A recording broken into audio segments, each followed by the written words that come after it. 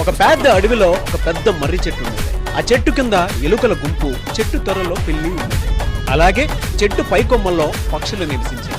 3 వేర్వేరు జాతులకు చెందినవైనా సరే అవన్నీ మంచి స్నేహితులు.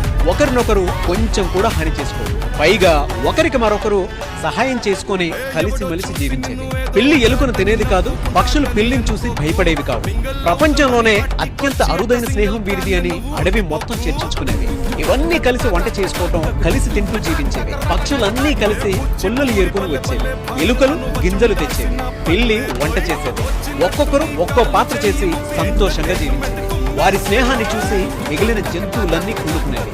అయితే ఒకరోజు వీరి స్నేహాన్ని ఎలా అయినా సరే విడగొట్టాలని ఒక నక్క ప్రయత్నాలు మొదలుపెట్టింది. ఇవన్నీ కలిసి ఉంటే వాటిని నేను తినలేనని, విడగొట్టి వాటిని తినేయాలని ప్లాన్ వేసింది. నక్క మొదటగా పక్షుల దగ్గరికి వెళ్లి మాట్లాడటం మొదలుపెట్టింది. మీరే ఎక్కువ పని చేస్తున్నారు, మీరు పుల్లలు ఏరితేనే కదా